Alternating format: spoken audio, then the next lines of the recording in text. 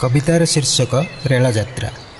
स्वप्नर सुंदर किष्किंध्यापुर उत्कल भुवने शोभर भंडार मालभूमि तीरे रेलपथधार रायगड़ा ठारू साबर श्रीक्षेत्र भावुक मन जाए झटकी विस्तृत सुड़ंग गुंफावान देखी सबुज बलयतार शिला धारे धारे मन लाखी जाए उच्च शिखर तीरे रेलध्वनि कहे गिरिपथ कथा क्षण क्षण गाए रामवन गाथा वृक्ष सह केते सबुज समाज सर्वोच्च सभंती उच्च शिलाराज सुड़ंग परे सुड़ंग पथधारे झरणा पथसुरे यात्रा वनमुक्त वेदना पोल निम्ने स्रोतसिनी धारे धारे विहंगम करती रचना पथ प्रांते सबुज वृक्ष सुदूरे शोभित आलोक दृश्य देख देख श्रेष्ठ डुमुरी पुट नम हनुमंत श्रीराम भक्त एवं अर्गस रेडियो सब बिंदास कोरापुट कहानी मु आर्जे फाणी एवं कोरापुट कहानी रे आज भेट हो आम सहित रायगड़ार टिकीरू युव लेखक कवि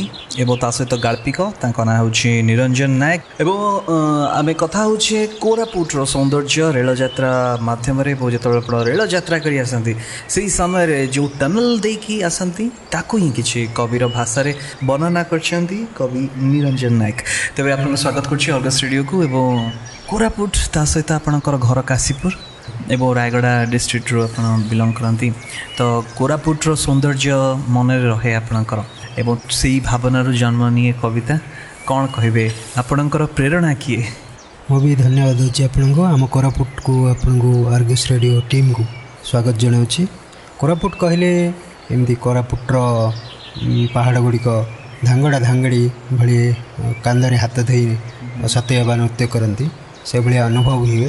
तेज दारिंगबाड़ी जहाँकि ओडिशार प्रथम कश्मीर रूपे जनाशुना और द्वितीय कश्मीर जब कह तेज आप जो काशीपुर कहुए तेरे प्राकृतिक कथा वस्तु को नहीं प्राकृतिक सौंदर्य को आप निज कविता माध्यम उपस्थापित करती तो ए पाठक पाठिका को कौन अनुभव करने चाहती मुख्यतः आज जो पाठक पाठिका अच्छा आधुनिक कविता लेखालेखि कर आधुनिक कविता भितर मु कहि प्रकृति कविता मध्य आसवा दरकार विभिन्न प्रकार युववर्ग को आकर्षित कला वाली कविता आसवा दरकार समाज को प्रेरणा देला वाली कविता आसवा दरकार जो मैंने अभावी मनीष अच्छा जो मैंने शोषणर शिकार होती जो मैंने मानव धर्मी अटंती से आज लेखक कवि मैंने कविता लिखा दरकार लेखा लिखा दरकार।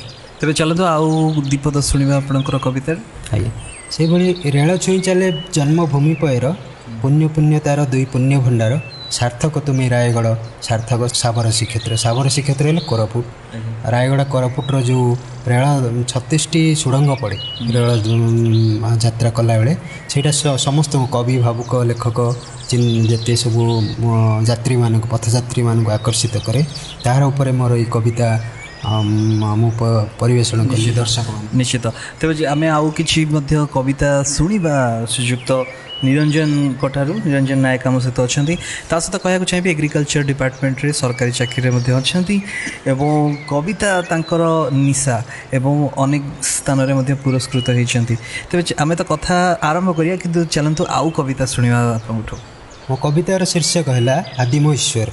ईश्वर समस्त निकट में पहुँचती किंतु आम ईश्वर को चिन्ह पारुना से मनीष चिन्हे जे ईश्वर को अनुभव नहीं से ही ईश्वर को चिन्ह निजर अनुभव प्रकाश करे ताको नहीं मोर कविता आदिम ईश्वर।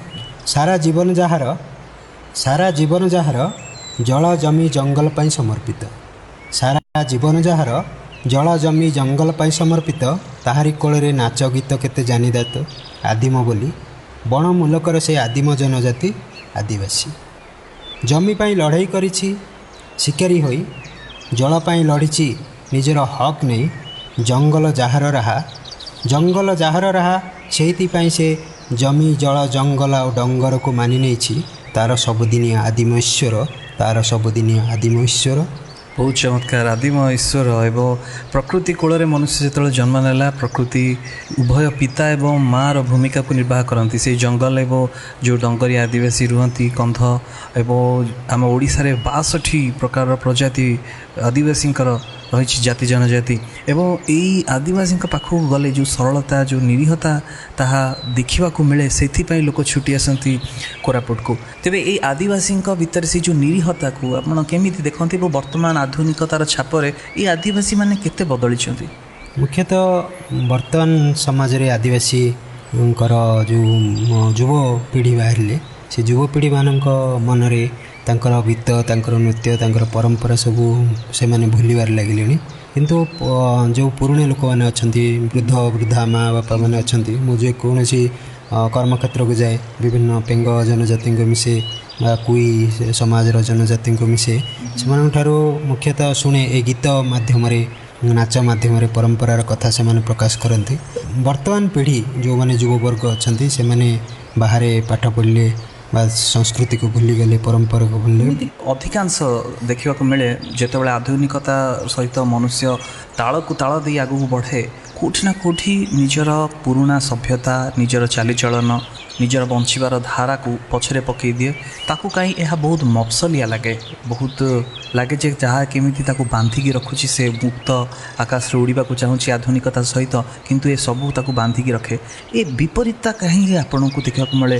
କାହିଁକିନା ଯେତେବେଳେ ଆମେ ଆସୁ ଏଇ ଆଦିବାସୀଙ୍କ ନିରୀହତାକୁ ଦେଖିବା ପାଇଁ ଆସୁ ଏବଂ ତାଙ୍କର ଜୀବନଯାପନ ଯେଉଁ ଶୈଳୀକୁ ଦେଖିବା ପାଇଁ ଆସୁ, କାରଣ ସହରରେ ଯେତେବେଳେ ଆମେ ରହୁ, ସହରର ବିଭିନ୍ନ ଛନ୍ଦ କପଟ ମାୟା ସେଇଟାରେ ହିଁ ଛନ୍ଦି ହୋଇ ରହିଯାଉ ଏବଂ ଆମ ଭିତର ନିରୀହତା ମରିଯାଏ।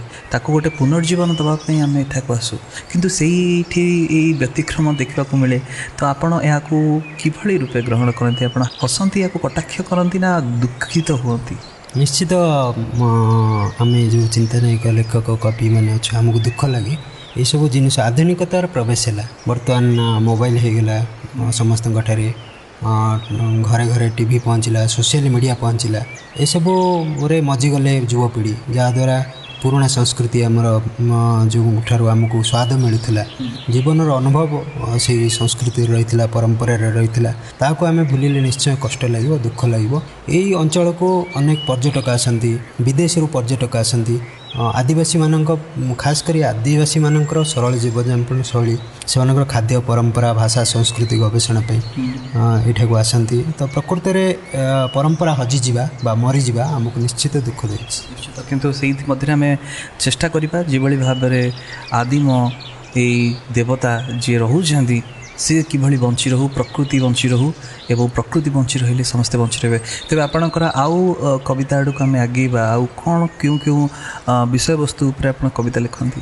ନିଶ୍ଚିତ ଆମର ଅଞ୍ଚଳ ପାରିପାର୍ଶ୍ୱିକର ଯେତେ ଆସିଲା ଖଣି, ତ ଖଣି ଆସିକି ପରିବେଶ ଦୂଷିତ ହେଲା, ଜଙ୍ଗଲ କଟିଲା, ଗଛ ମରିଲା, ଏଇସବୁ ମାନବବାଦ ଉପରେ ମୋର କବିତା ଜନଜୀବନକୁ ଶୁଣିବା ପାଇଁ ଚାହିଁବ। ମୋର କବିତା ହେଲା ଡଙ୍ଗର ଇଲେକ୍ସନ୍। ଡଙ୍ଗର ମୁଲକରେ ଏବେ ଝଡ଼, ଡଙ୍ଗର ମୁଲକରେ ଏବେ ଚାଲିଛି ଝଡ଼, କିଏ ହେବ ପ୍ରଧାନମନ୍ତ୍ରୀ ଏତେ ବଡ଼ ଜଙ୍ଗଲର? ଚିରିଂ ଚିରିଂ ଘର ଚଟିଆ, ହୁକେ ହୋ ବିଲୁଆ, ଡେଙ୍ଗୁରାରେ ଡଙ୍ଗର କମ୍ପୁଛି। ଚିରିଂ ଚିରିଂ ଘର ଚଟିଆ, ହୁକେ ହୋ ବିଲୁଆ, ଡେଙ୍ଗୁରାରେ ଡଙ୍ଗର କମ୍ପୁଛି। ଡଙ୍ଗର କ୍ୟାବିନେଟ୍ର ନିଷ୍ପତ୍ତି, ମନ୍ତ୍ରିମଣ୍ଡଳ ଅଦଳ ବଦଳ ହେବ, ଶିଳ୍ପ କୋଇଲା ବିଭାଗ ଫାଙ୍କା ରହିଛି। ଡଙ୍ଗର କ୍ୟାବିନେଟ୍ ଶୁଣାଣି କଲେ, ନାଲି ଗାଲୁଆ ପାତି ମାଙ୍କଡ଼କୁ କୋଇଲା ଶିଳ୍ପ ବିଭାଗ ମିଳିଲା। ପୁଳେ ପଣସ ଢୋଲେ ଆମ୍ବ ପାଇ କ୍ୟାବିନେଟ୍ ମୁଖ୍ୟ ଭାଲୁମୁହଁ ଚୁପ୍, ପାତି ମାଙ୍କଡ଼ ଏବେ ବଡ଼ ଜଙ୍ଗଲର ପ୍ରଧାନମନ୍ତ୍ରୀ ପଦ ହାତେଇଲା। ଆଶାବାଦୀ ମହାବଳ ସିଂହ, ହାତୀ, ବଲଗା ହରିଣ, ବଗ, କାଉ, କଜଳପାତି, ହଳଦୀ ବସନ୍ତ, ଠେକୁଆ, ବିଲୁଆ ମୁହଁ ସବୁ ମଳିନ ପଡ଼ିଲା। ଏବେ ପ୍ରତିଟି ଜଙ୍ଗଲରେ ନିଆଁ, ଧୂଳିବାଷ୍ପ ଧୂଆଁ, ଝରଣା ଝରରେ ଜହର, ଜଙ୍ଗଲ ମୁଲକରେ ଝଡ଼, କା କା କା, ବକ୍ସାଇଟ୍ ଲୁହା କୋଇଲା ତାତିରେ ଜନ୍ତୁ ମୂଲେ, ଜଙ୍ଗଲ ଜଳିଲା, ଜହର ଚରିଲା, ପାତି ମୋ ଗରା ଥିଲା, କଳା ହେଲା, ଡଙ୍ଗର ମୁଲକରେ ଏବେ ଝଡ଼, ଡଙ୍ଗର ମୁଲକରେ ଏବେ ଝଡ଼। ବହୁତ ହି ଚମତ୍କାର ଏବଂ ବହୁତ ହି ବାସ୍ତବବାଦୀ ରହିଛି ଆପଣଙ୍କର କବିତା, ଯାହା ମୁଁ ଅନୁଭବ କଲି। ଏବଂ ଏସବୁ ଭିତରେ ଆମର ପ୍ରକୃତି ଏବଂ ମନୁଷ୍ୟର ସମ୍ପର୍କ ରହିଥିଲା, ତାହା ଛିନ୍ନ ବିଚ୍ଛିନ୍ନ ହେବାରେ ଲାଗିଛି। ଜୀବଜନ୍ତୁଙ୍କୁ ମନୁଷ୍ୟ ଶିକାର କରିବାରେ ଲାଗିଛି। ଜୀବଜନ୍ତୁ ବିଲୁପ୍ତ ପ୍ରାୟ, ତାଙ୍କର ପ୍ରଜାତି ଆମେ କହିବା ଯେ ଅବକ୍ଷୟର ଦ୍ୱାର ଦେଶରେ ଅନେକ ଜୀବଜନ୍ତୁ, ଚଢ଼େଇ ସେମାନେ ମଧ୍ୟ ଦେଖିବାକୁ ମିଳୁନାହାନ୍ତି। ତ ଏସବୁ ଭିତରେ ଆମକୁ ଆଧୁନିକତା ପ୍ରକୃତିରେ କ'ଣ ତାହାର ମୂଲ୍ୟବୋଧକୁ ବୁଝିବାକୁ ପଡ଼ିବ ଏବଂ ପ୍ରକୃତିର ଏଇ ଧ୍ୱଂସଲୀଳା ଯାହା ଆମେ କରୁଛୁ, କଳକାରଖାନା ବସେଇ ଏବଂ ଏହାର ପରିଣାମ ତା ବିଷୟରେ ମଧ୍ୟ ଅବଗତ ହେବାକୁ ପଡ଼ିବ। ତେବେ ଆଉ କ'ଣ କବିତା ଆପଣଙ୍କର ମନର ଦେଶରେ ଜନ୍ମ ନିଏ? ମୁଁ ତ ଲେଖେ ବିଭିନ୍ନ ଚରିତ୍ରକୁ ନେଇକି କବିତା ଲେଖେ, ପ୍ରକୃତି ଉପରେ ଲେଖେ, ପ୍ରେମ ସମ୍ପର୍କିତ ଲେଖେ। ତ ମୋତେ ରାୟଗଡ଼ା ଏବେ ବହୁତ ସୁନ୍ଦର ଲାଗୁଛି, କୋରାପୁଟ ଭଳି ରାୟଗଡ଼ା। ସେଇ ରାୟଗଡ଼ାକୁ ନେଇ ମୋର କବିତା ରାୟଗଡ଼ା। ମାଳ ମାଳ ଯହିଁ ପର୍ବତ ପାହାଡ଼, ପ୍ରକୃତି ଆଙ୍କିଛି କି ରୂପ ଯାହାର, ପୂର୍ବ ଦିଗେ ନାଗାବଳୀ ନୀତି ଧୋଇ ଦିଏ ଯେ ପୟର, ସେ ତ ମଝି ଗରିୟଣୀ ମାଙ୍କ ସହର, ଆମ ରାୟଗଡ଼ ଆମ ରାୟଗଡ଼। ପ୍ରତ୍ୟୁଷ ପ୍ରକୃତି ଯହିଁ ସୁଷମା ଭଣ୍ଡାର, ବାରୁଣୀ ଗଗନେ ଗଧୂଳି ସାନ୍ଧ୍ୟ, ଦେଖି ଲେଖିଯାଏ ମନମୋହର, ସେ ତ ସୌନ୍ଦର୍ଯ୍ୟର ଗନ୍ତାଘର, ଆମ ରାୟଗଡ଼ ଆମ ରାୟଗଡ଼। ନାଗାବଳୀ ବଂଶଧାରା ଆଉ ଝଞ୍ଝାବତୀ, ତୃଷ୍ଣାତୁର ବିହଙ୍ଗମ ଜଳଧାରେ ଭ୍ରମନ୍ତି, କି ବର୍ଣ୍ଣିବି କହିବି ନ ତାହାର ପଲ୍ଲୀପୁର କଥା, ସ୍ୱତନ୍ତ୍ର ପର୍ବପର୍ବାଣୀ ଜନଜୀବନର କାହାଣୀ, ଖାଦ୍ୟପେୟ ଆଉ ବେଶଭୂଷା। ଧାଙ୍ଗଡ଼ା ସାଙ୍ଗେ ଧାଙ୍ଗଡ଼ି ମିଳନ, ଅଣ୍ଟାରେ ହାତ ଧରି ଯେ ଧେମସା ନଚା, ରାୟଗଡ଼ା ସାଇତିଛି ଡଙ୍ଗରିଆ କନ୍ଧ, ସୌରା ଝୋଡ଼ିଆ କୁଇ ସମାଜର କଥା, ସଲପ ହାଣ୍ଡିଆ ପେଣ୍ଡମ ଲନ୍ଦାର ନିଶା, ସଲପ ହାଣ୍ଡିଆ ପେଣ୍ଡମ ଲନ୍ଦାର ନିଶା, ସାରା ରାତି ନିଶାରେ ନିଶାରେ, ପରବ ପୁନେଇରେ ସାଙ୍ଗ ଲୋଡ଼ି, ନାଚିବା ଆସ ନାଚିବା ଢେମସା ନାଚିବା ଢେମସା। ବହୁତ ହି ବଢ଼ିଆ। ଏବଂ ଏବେ ପରବ ମଧ୍ୟ ଚାଲିଛି। ଏସବୁ ଭିତରେ କବିଙ୍କର ଦୃଷ୍ଟିକୋଣକୁ ରାୟଗଡ଼ା, କୋରାପୁଟ ଏବଂ ତା ସହିତ ଏଠାରେ ବସବାସ କରୁଥିବା ଜନଜାତିଙ୍କ ପାଇଁ ଉନ୍ମୁକ୍ତ କରିଛି। ଏବଂ ଚିନ୍ତାର ମଧ୍ୟ ବିଷୟ ଆସିଛି ଯେ ଯେଉଁ ସବୁ ଯୋଜନା କରାଯାଉଛି ଏବଂ ପ୍ରକୃତରେ ଆଦିବାସୀମାନଙ୍କୁ ସମାଜର ମୁଖ୍ୟ ସ୍ରୋତରେ ସାମିଲ କରିବାର ଯେଉଁ ପରିକଳ୍ପନା କରାଯାଉଛି, ତାହା ପ୍ରକୃତିରେ କେତେ ବାସ୍ତବବାଦୀ ହୋଇପାରୁଛି। ଯଦି ଆମେ ଗୋଟେ ପଟେ ଦେଖିବାକୁ ଯିବା, ଯେଉଁମାନେ ମଧ୍ୟ ଆଧୁନିକ ଛାପରେ ଆସୁଛନ୍ତି, ସେମାନେ ନିଜର ଅଲଗା ହିଁ ଦୁନିଆ ବସାଉଛନ୍ତି। ସେମାନେ ତାଙ୍କର ମୂଳ ସ୍ଥିତିକୁ ବା ମୂଳ ଜମିକୁ ଫେରୁନାହାନ୍ତି। କିନ୍ତୁ ଅନ୍ୟପଟେ ଯେଉଁମାନେ ଏବେ ବି ବଞ୍ଚି ରହିଛନ୍ତି, ସେମାନେ ନିଜ ଜୀବନରେ ବହୁତ ଖୁସି ଅଛନ୍ତି। ଜଙ୍ଗଲ ଏବେ ବି ତାଙ୍କର ମା ଏବଂ ପାହାଡ଼ ପର୍ବତ ଏବେ ବି ତାଙ୍କର ପିତା ଏବଂ ଜୀବନ ବଞ୍ଚି ଚାଲିଛନ୍ତି। ତେବେ ଆମର ଯେଉଁ ଶ୍ରୋତାବନ୍ଧୁ ଅଛନ୍ତି, ତାଙ୍କୁ କ'ଣ କହିବାକୁ ଚାହିଁବେ? ନିଶ୍ଚିତ ଶ୍ରୋତାବନ୍ଧୁମାନଙ୍କୁ କହିବି ଯେ ଭଲ କବିତା ଗୁଡ଼ିକ ଲେଖିବା ପାଇଁ, ଶୁଣିବା ପାଇଁ ଏବଂ ଅଧିକ କିଛି ପଢ଼ିବା ପାଇଁ ମୁଁ ଅନୁରୋଧ କରିବି। ଫେସବୁକ୍ରେ ଅଛନ୍ତି? ନିଶ୍ଚୟ ଫେସବୁକ୍ରେ ଅଛି। ଫେସବୁକ୍ରେ କେମିତି କଣ୍ଟାକ୍ଟ କରିବେ? ମୁଁ ଫେସବୁକ୍ରେ ସିଧାସଳଖ ନିରଞ୍ଜନ ନାୟକ ମାରିଲେ ଆପଣ ଫେସବୁକ୍ରେ ମୋତେ ଯୋଗାଯୋଗ କରିପାରିବେ। ମୋ ହ୍ୱାଟ୍ସଆପ୍ ନମ୍ବର ହେଲା ମୋର 9437317417। ହ୍ୱାଟ୍ସଆପ୍ରେ ଯୋଗାଯୋଗ କରିପାରିବେ। ଅଧିକ କିଛି ମୋ ଦର୍ଶକଙ୍କୁ ବହୁତ ଭଲ ପାଏ, ମୋ ପାଠକଙ୍କୁ ବହୁତ ଭଲ ପାଏ ଯେ ସେମାନଙ୍କ ପ୍ରେରଣା ଆଜି ମୋତେ ଏତିକି ବାଟ ନେଇଛି। ଭଗବାନଙ୍କ ଆଶୀର୍ବାଦ ଏହି ଲେଖାଲେଖି ପାଇଁ ଏତିକି ବାଟ ମୁଁ ଆସିପାରିଛି। ବହୁତ ସୁନ୍ଦର। ଏବଂ ଆପଣ ସେମିତି ଲେଖାଲେଖି ଜାରି ରଖନ୍ତୁ ଏବଂ ଲୋକଙ୍କର ମାନସ ପଟରେ ଯେଉଁ ଛୋଟ ଛୋଟ ଆଘାତ ବା ଯେଉଁ ଲେଖକଟିଏ ଦେବାକୁ ଚାହେଁ, ତାଙ୍କୁ ସଚେତନ କରିବା ପାଇଁ ଚାହେଁ, ତାଙ୍କ ହୃଦୟର ବୀଣାକୁ ବଜାଇବା ପାଇଁ ଚାହେଁ ଏବଂ ଯେଉଁ ସବୁ କଥା ଆମେ ଭୁଲି ଯାଉଛୁ ତାହା ମନେ ପକାଇ ଦେବା ପାଇଁ ଚାହେଁ, ଏସବୁ ଜିନିଷ ଗୋଟିଏ କୁହୁକ ପରି ଲାଗେ। ଯେ ସବୁ ଜିନିଷ ଆମେ ବେଳେବେଳେ ବିସ୍ମୃତିର ସାଗରରେ ଆମେ ଭୁଲି ଯାଉଥାଉ, କିନ୍ତୁ କବିଙ୍କର କିଛି କିଛି କଥା, କିଛି କିଛି ପଦ ତାହା ଆମକୁ ପୁଣି ମନେ ପକାଇ ଦିଏ ଆମେ ଯାହା ପାସୋରି ଯାଇଥାଉ। ତେବେ ଧନ୍ୟବାଦ ଦେବି। କୋରାପୁଟର এই କାହାଣୀରେ ମୁଁ ଆଜି କଥା ହେଉଥିଲି ଶ୍ରୀଯୁକ୍ତ ନିରଞ୍ଜନ ନାୟକଙ୍କ ସହିତ। ବହୁତ ବହୁତ ଧନ୍ୟବାଦ ଆପଣଙ୍କୁ। ଏବଂ ଆପଣଙ୍କୁ ମଧ୍ୟ ବହୁତ ଧନ୍ୟବାଦ। ଆମ କୋରାପୁଟକୁ ସବୁବେଳେ ଆପଣଙ୍କୁ ସ୍ୱାଗତ ଜଣାଉଛି। ଆପଣ ଅର୍ଗସ୍ ରେଡ଼ିଓ ସବୁବେଳେ ଚିର ସବୁଜ ହୋଇ ରହୁ, ଓଡ଼ିଶାରେ ସୁନାମ ଆଣୁ। ଆଉ ଆମ କୋରାପୁଟ ପାଇଁ ମାନେ ଆମ ପାଇଁ ବହୁତ ଗର୍ବର କଥା ଆପଣମାନେ ଆସିଲେ, ଏତେ ସମୟ ଦେଇ ଆମ ସହିତ ଗପସପ ହେଲେ। ବହୁତ କଥା ଆମକୁ ବି ବହୁତ ଖୁସି ଲାଗିଲା। ଏବଂ ଯାହା କହିଲେ ଆପଣଙ୍କୁ, ଯେଉଁ କୋରାପୁଟ ଚିର ସବୁଜ ଏବଂ ସବୁଜିମାମୟ ଏଇ କୋରାପୁଟର ପାହାଡ଼, ଆସନ୍ତୁ ନିଜକୁ ଖୋଜନ୍ତୁ, ନିଶ୍ଚିତ ଭିତରେ ଶାନ୍ତି ପାଇବେ ଏବଂ କବିତା ଆପଣଙ୍କର ଯେଉଁ ରହିଛି ତାକୁ ମଧ୍ୟ ଉପଭୋଗ କରିବେ। ଏବଂ ଧନ୍ୟବାଦ ଦେବି ଏବଂ ଶୁଣିଥାନ୍ତୁ ଅଗଷ୍ଟ ରେଡ଼ିଓ ସବୁବେଳେ ବିନ୍ଦାସ।